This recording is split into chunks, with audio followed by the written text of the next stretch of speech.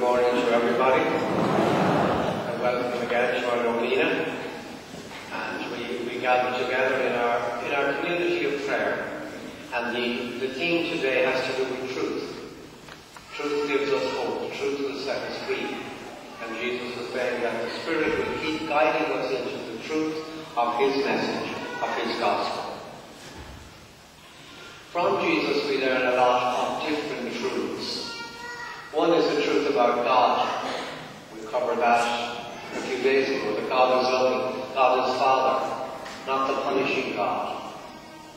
And all of our lives is really becoming more face to face with the real God.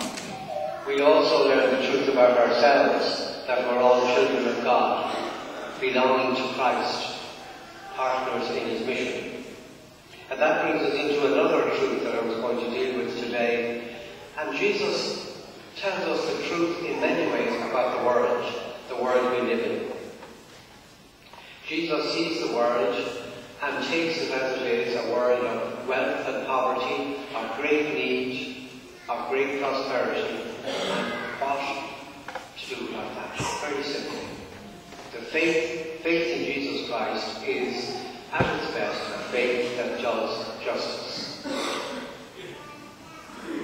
And we all know it's a world of wealth and of poverty.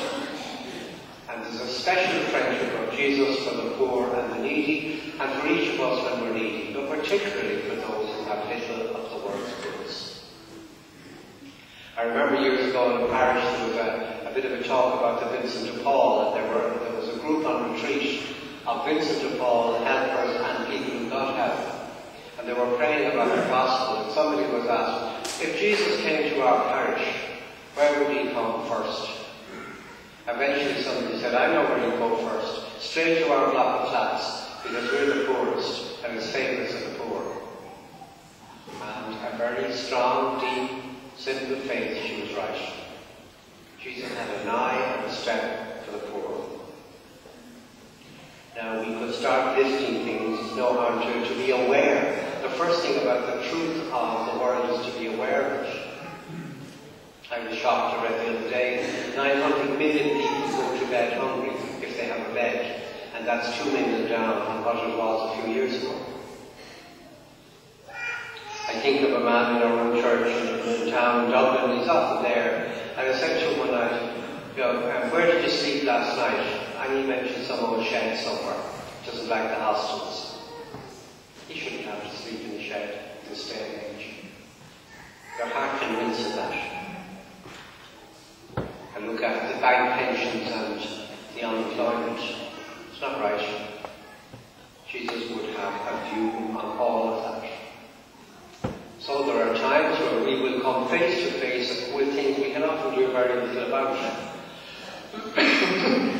As we say, I didn't cause homelessness in the world, but I can be part of the solution. That's the call of Jesus. And many people know that, we'll deal with that in a minute. Then there are times maybe when something really strikes you, like that man in the church the other day. And maybe when I was away from home, sometimes things strike you a bit more. I was privileged at the end of my Jesuit training to do the last few months, we call it a tertianship, in India, a certain number of years ago now.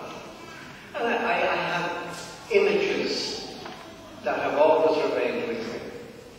I was in Calcutta one time, and some of you might have been on volunteer work in Calcutta, Seattle, Hope Foundation, still try to help them.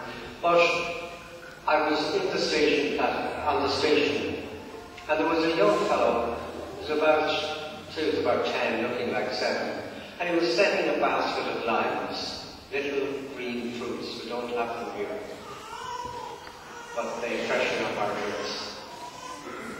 And I remember getting a big feeling inside myself, that could be me.